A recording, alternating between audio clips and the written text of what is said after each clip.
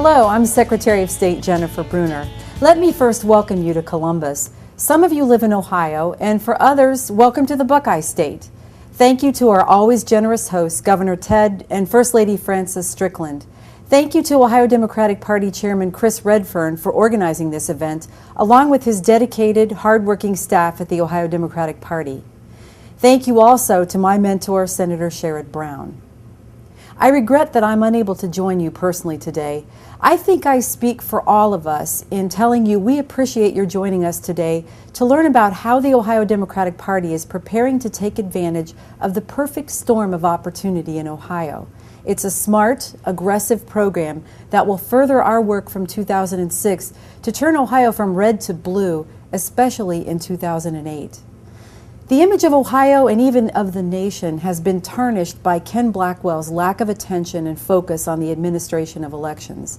As Ohio's new Chief Election Officer, I wanted to take this opportunity to tell you how things will be different in Ohio, why I ran for Ohio's Secretary of State, and what we are doing at the Ohio Secretary of State's office to ensure that elections in Ohio are free, fair, open, and honest. Next year is a pivotal year for the country. Ohio is expected to be at the center of the storm again. In the 2004 presidential election, the critical electoral votes giving George W. Bush re-election to the presidency came from Ohio. Ken Blackwell, Ohio's former Secretary of State, had served as co-chair of George W. Bush's presidential campaign, openly campaigning for him. Blackwell also became a key spokesperson for a state constitutional amendment banning gay marriage. This was a proposal aimed to bring out record numbers of Christian and evangelical voters. Blackwell openly took credit for this after the election to promote his candidacy for governor. Former Secretary Blackwell was so partisan that he recorded robocall messages supporting the gay marriage ban, leading some voters to believe the Ohio Secretary of State's office was supporting both the constitutional amendment and George Bush. Each time he did this, he violated an unwritten rule of the office to remain impartial and unbiased in the administration of elections, damaging the reputation and credibility of Ohio in the eyes of the rest of the nation. Ohio voters stood in lines for hours to cast their ballots in 2004. Some waited 10 hours through the night, like at Kenyon College in Gambier, Ohio. The inadequate distribution of voting machines and lack of direction to the 88 county boards of elections resulted in Ohio becoming the disgrace of this country's elections. At the time, I was serving as a state trial court judge. I painfully watched as Ken Blackwell defied a federal judge, spent precious federal dollars to put himself on TV to tell people to vote in their correct precinct, yet failed to properly instruct boards of elections on procedures that would ensure that everyone who was eligible could vote on election day. I took a hard look at the situation and decided to make a difference. I was driven to bring my years of experience in election law to the Secretary of State's office to ensure honest elections that can be audited and verified. We set out campaigning with 4 clear goals in mind, which we have carried into the Secretary of State's office. These goals are even posted at various places around the office. Restore trust to Ohio elections. Ensure business filings that are quick and easy to retrieve. Protect Social Security numbers from disclosure. Create and maintain a life quality index for improving the lives of Ohioans and attracting more and better jobs to Ohio. I also promised that I would maintain the integrity of the office and, when officiating an election, not wear the jersey of one of the teams as my predecessor had done so publicly.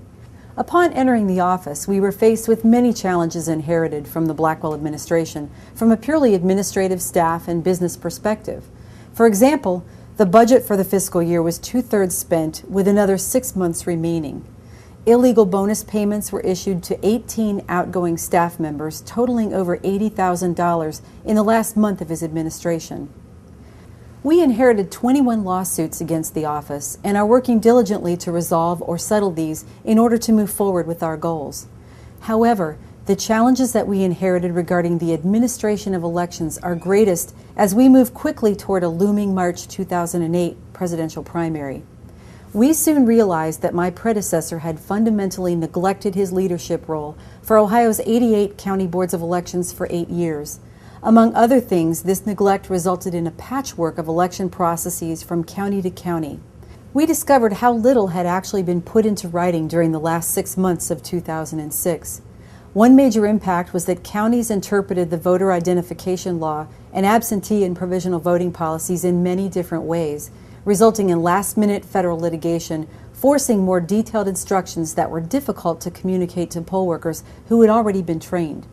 Voter ID laws, absentee and provisional voting rules and regulations are particularly important in presidential elections when only a few thousand votes may separate the winner from the loser in a state with 20 electoral votes. The long lines some voters experienced in the 2004 presidential election in Ohio can be attributed to the lack of direction by the Blackwell administration to the boards on the distribution of voting machines.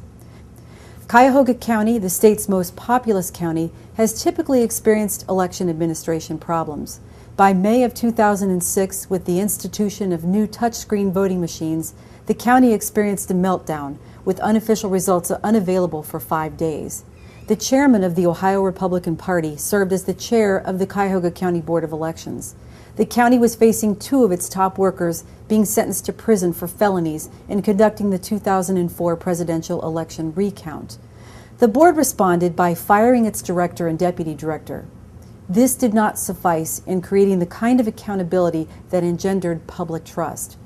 In March of this year, I asked the 4 board members, 2 Democrats and 2 Republicans, to resign or face removal. 5 days prior to the scheduled removal hearing, the last holdout, the Ohio GOP chair, resigned.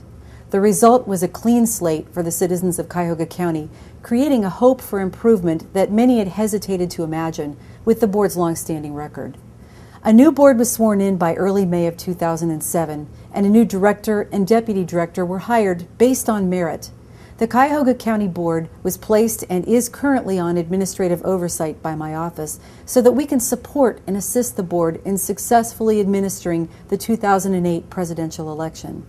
Cuyahoga is a significant example to Ohio's voters and the rest of the nation that we are doing the necessary work to improve elections in Ohio and boost voter confidence. Increased voter confidence means increased participation, the bedrock of a free and democratic society.